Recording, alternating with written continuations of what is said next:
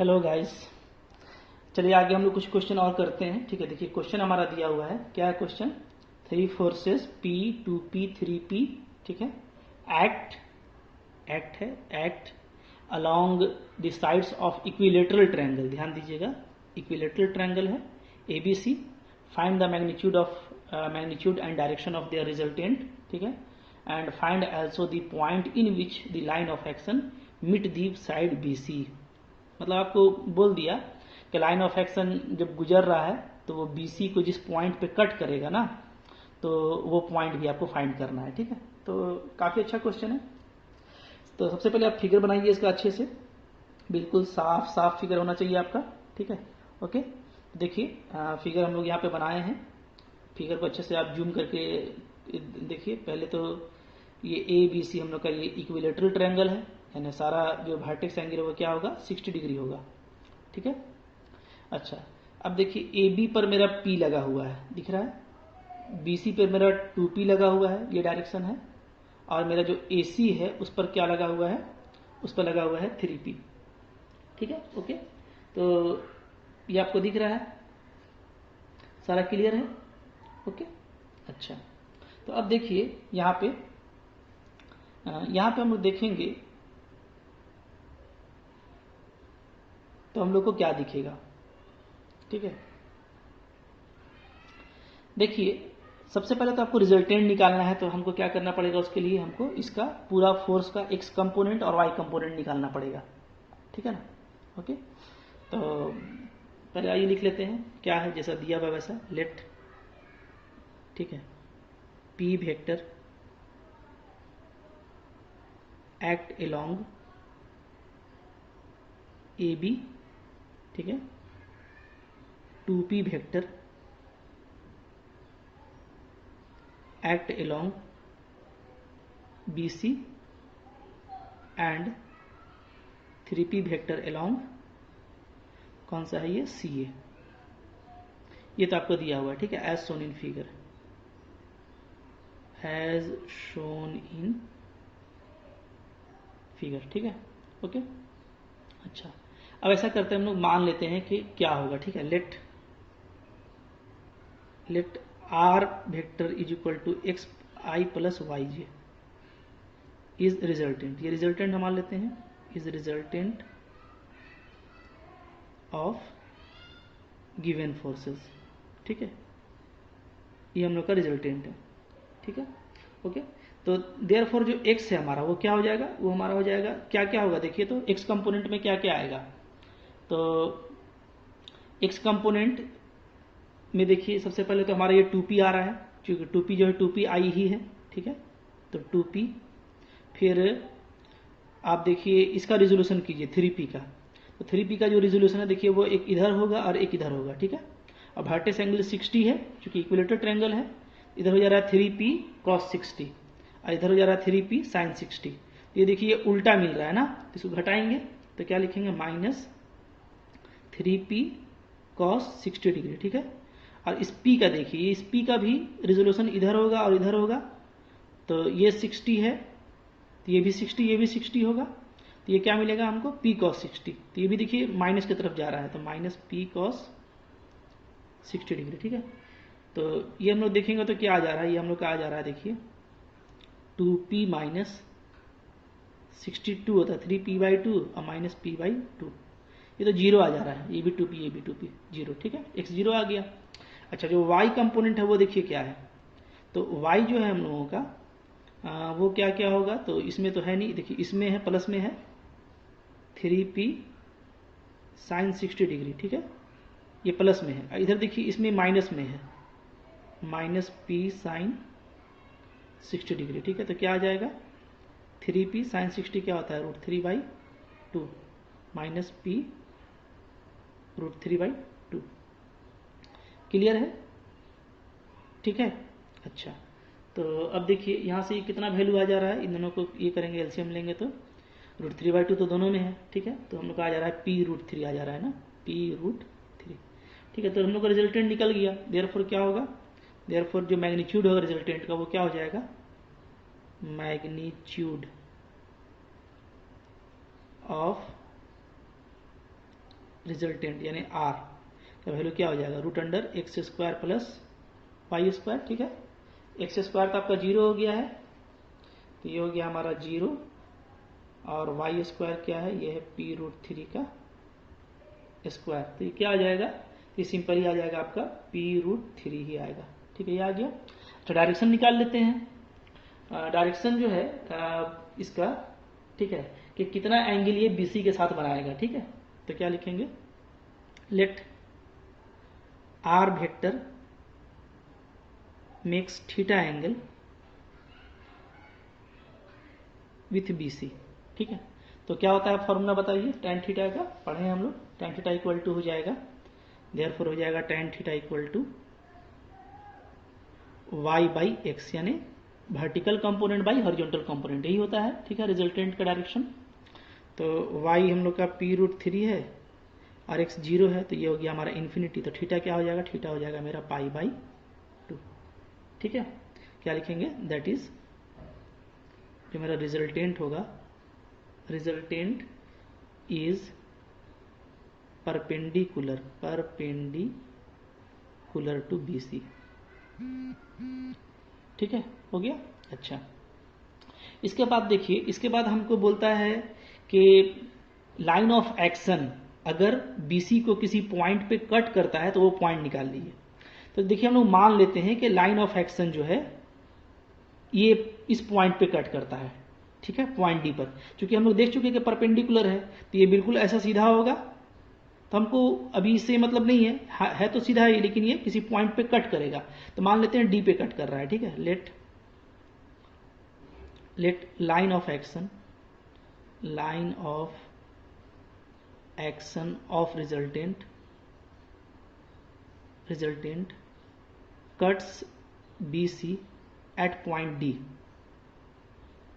ठीक है, D point पे कट करता है मान लेते हैं। ठीक है, तो अब क्या होगा, तो वही कॉन्सेप्ट, चूंकि लाइन ऑफ एक्शन मेरा इस पॉइंट से पास कर रहा है, तो इसके अबाउट में जो टोटल मूवमेंट होगा तीनों फोर्स का, वो क्या होगा, 0 होगा। Therefore sum of movements of all forces P, 2P and 3P about point D इस क्या हो जाएगा, 0। ठीक है, अब देखिए डायरेक्शन जो कि हमारा इंपॉर्टेंट है कि किसका डायरेक्शन क्या होता है। ठीक है, पहले तो ये देख लीजिए कि जो कि 2P उसी लाइन पे है, तो 2P की वजह से तो कोई मूवमेंट नहीं मिलेगा, 2P इंटू क्या हो जाएगा, 0। ठीक है, अब P का बात करते हैं। देखिए P का मेरा जो मूवमेंट है, अगर आप हाथ रखिएगा, ऐसे रखिएगा हाथ को। ठीक है, देखिए ऐसे मूव कर रहा है, तो P का जो मूवमेंट है वो कैसा दिख रहा है हम लोगों को, वो हम लोग को ऐसा दिख रहा है P का मूवमेंट।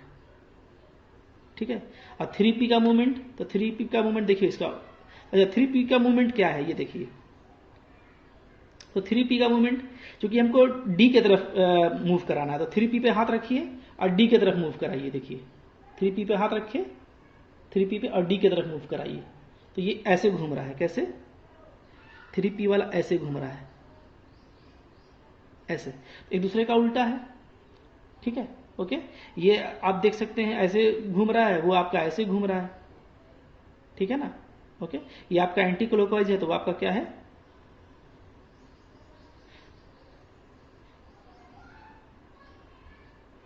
दोनों उल्टा है। ठीक है, कौन क्लॉकवाइज है, क्लॉकवाइज हमारा ये क्लॉकवाइज है ना, हाँ ये क्लॉकवाइज है, और ये क्या है, ये एंटी क्लॉकवाइज है। तो खैर हमको इसके पीछे परेशान नहीं होना है। ठीक है, एक हम पॉजिटिव लेंगे तो उसका उल्टा वाला निगेटिव लेंगे, तो P वाला चलिए पॉजिटिव ले लेते हैं। ठीक है, तो क्या हो जाएगा मेरा, तो हो जाएगा P और इंटू परपेंडिकुलर डिस्टेंस क्या है इसका, देखिए DL। ठीक है, फिर 3P का निगेटिव लेंगे, तो 3P परपेंडिकुलर डिस्टेंस क्या है, इसको नीचे की तरफ बढ़ाइएगा, तो परपेंडिकुलर डिस्टेंस यहाँ से मिलेगा आपको DM। 3P का जो लाइन ऑफ फोर्स है उससे इसका दूरी क्या है, परपेंडिकुलर DM इक्वल टू 0। ठीक है, वेयर DL क्या है, DL क्या होगा देखिए, तो DL कैसे निकालेंगे, देखिए ये मेरा इससे आप निकाल लीजिए। ठीक है, अगर आपको डीएल निकालना है तो जैसे ये पूरा बीडी है ना, तो आई है मेरा 60 डिग्री, तो क्या हो जाएगा BD sine 60 degree, BD sine 60, ठीक है। ओके, साइन 60 क्या होता है, तो साइन 60 होता है √3/2, बीडी √3/2, ठीक है। और डीएम क्या होगा, तो देखिए डीएम मेरा ये है। ओके, तो ये हम काम कर सकते हैं यहाँ से सीडी से ना, तो सीडी वाले को देखिएगा तो ये 60 डिग्री है, तो ये भी 60 डिग्री होगा, ठीक है, नीचे वाला। तो हम इसको क्या लिख सकते हैं, इसको हम लिख सकते हैं डीएम को सीडी साइन 60 डिग्री, सीडी यानी कि ये हो गया आपका सीडी √3/2। तो √3/2 मेरा क्या आ जाएगा, कॉमन निकल जाएगा, ठीक है। तो यूजिंग 1 में डाल दीजिए तो क्या आएगा, तो P इंटू डी एल यानी P into B D minus 3P into D M यानी सी डी इक्वल टू 0, ठीक है। √3/2 को कॉमन निकाल कर हटा दिए। अच्छा, इसको क्या लिख सकते हैं, इसको हम लिख सकते हैं P into B D minus 3P into C D को क्या लिखेंगे, देखिए सी डी जो है ये यही सी डी है मेरा, तो हम लिख सकते हैं B D minus B C, क्या लिख सकते हैं B D minus B C बराबर 0। हाँ, ये पी पी को भी हटाइए, पी बी भी मेरा कॉमन निकल जाएगा, तो क्या बच रहा है B D minus 3BD plus 3BC equal to 0, ठीक है। क्या आ जा रहा है, यहाँ से मेरा BD जो आ जा रहा है वो आ जा रहा है मेरा 3/2BC, ठीक है। यानी जो पॉइंट D है वो कहाँ पे होगा, तो वो इस लोकेशन पे होगा, यही हमारा आंसर होगा, ठीक है। यही हम लोग को क्या हो गया आंसर, बस डी का पोजीशन बताना था तो यही हो जाएगा, ठीक है। इस तरीके से हम लोगों को इस क्वेश्चन को डील करना है, ठीक है। ओके, अच्छा, अब देखिए इसी तरह का कुछ और भी हमारे पास क्वेश्चन है जो आपको काफी आराम से बनाना है, बनेगा, ठीक है। देखिए क्वेश्चन है यहाँ पे, देखिए और काफी इंपॉर्टेंट क्वेश्चन है, ठीक है। बोलता है कि वेट है आपका दिया हुआ, ठीक है, W1 और W2 दो वेट है, वो क्या है, वो are fastened to a light inextensible string ABC। एक कोई इन एक्सटेंसिबल यानी जो ताना नहीं जा सकता है, जो बिल्कुल टाइट स्ट्रिंग है, अब उसको फर्दर तान नहीं सकते, ठीक है। तो ऐसा कोई स्ट्रिंग है, उसमें दो वेट W1 और W2 लगा हुआ है एट द पॉइंट BC, ठीक है। The end A being fixed, A जो है फिक्स है, prove that if a horizontal force P vector is applied at C and in equilibrium AB and BC are inclined at theta phi to the vertical, then P equal to W1 plus W2 tan theta, यानी और बोल सकते हैं equal to W2 tan phi, ठीक है। ये proof करना है हम लोग को। तो उसके लिए देखिए जो सिचुएशन है वो सिचुएशन आपको हम यहाँ पे फिगर में दिखाए हैं, ठीक है। अच्छे से देखिए, यहाँ पे ये पूरा वर्टिकल है, पॉइंट ए पे एक मेरा स्ट्रिंग फिक्स है ग्रीन वाला, ठीक है, जो थीटा एंगल बना रहा है वर्टिकल से, और फिर उस पर एक स्ट्रिंग फिक्स है, ये देखिए है आपका BC रेड वाला, ठीक है, ये फिक्स है। और ये जो है आपको अगर देखा जाए तो वर्टिकल से फाई एंगल बनाता है, जैसा कि लिखा हुआ है क्वेश्चन में, ठीक है। और इस पॉइंट पर एक हॉरिजॉन्टल फोर्स P अप्लाई किया हुआ है, तो बताना है कि पूरा अगर सेट मेरा इक्विलिब्रियम में होगा तो हमको ये चीज प्रूफ करना है, ठीक है। यहाँ पे एक चीज देखिए कि हम लोग का ये जो है ना इन एक्सटेंसिबल है, यानी लाइक ए रॉड, आप रॉड के जैसा समझिए इसको, इतना टाइट है, ठीक है, कि रॉड के जैसा है, मतलब इसमें कुछ भी अब एक्सटेंशन नहीं हो सकता है, ठीक है ना। ओके, तो अब देखिए इसमें क्या होगा, यहाँ पे टेंशन अप्लाई होगा, जब भी स्ट्रिंग का बात होता है तो टेंशन फोर्स अप्लाई होता है, तो T1 इसका टेंशन है, इसको रिजोल्यूशन कीजिएगा, ये थीटा है तो ये भी थीटा होगा, तो इधर हो जाएगा T1 cos थीटा, इधर हो जाएगा T1 sin थीटा। अच्छा, ये जो लाल वाला है रेड वाला, इसमें T2 अप्लाई होगा, इस इंड पे ऐसे और इस इंड पे ऐसे, ठीक है।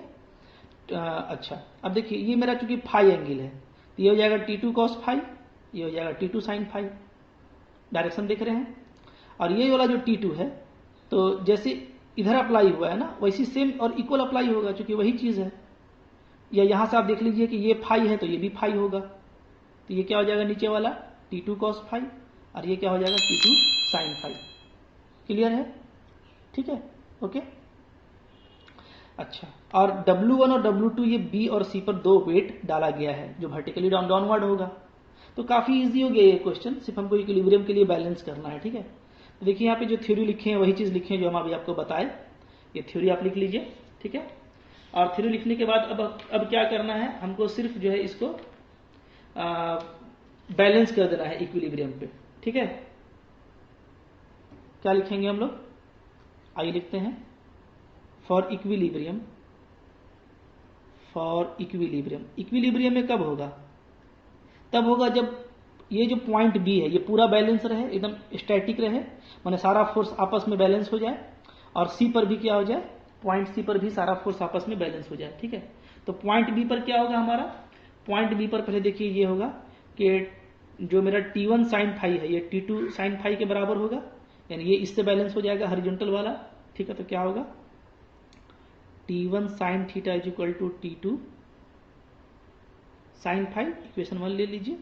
ठीक है, और इधर देखिए इधर T1 कॉस थीटा है और नीचे में वर्टिकल दो फोर्स है T2 कॉस फाई और W1, दोनों एक ही डायरेक्शन में है, ये दोनों ऐड हो जाएगा और वो उल्टा है, तो क्या होगा, तो हो जाएगा हमारा T1 cos theta is equal to T2 cos phi और प्लस W1, इक्वेशन 2 हो गया। ठीक है, ओके। अच्छा, अब पॉइंट सी पे बात कर लेते हैं। ये क्या, ये पॉइंट बी पे था, at point B and at point C लीजिए। अगर सी पे लेंगे तो क्या होगा, देखिए सी पे लीजिएगा तो ये जो T2 साइन फाई है ये P से बैलेंस हो जाएगा, तो T2 sine phi is equal to P। ठीक है, और ये जो मेरा T2 कॉस फाई है ये W2 से बैलेंस हो जाएगा, तो क्या हो जाएगा T2 cos phi equal to W2। कितना देखिए इजी है, सिर्फ फिगर आपको बनाना था और काम आपका हो गया। ठीक है, अब आइए यहाँ पे हम लोग बस इसको सिर्फ कैलकुलेट करेंगे, सिंप्लीफाई करेंगे और हमारा आंसर आ जाएगा। ठीक है, क्या लिखेंगे, आइए 3 को 4 से डिवाइड कर दीजिए, 3 डिवाइड 4।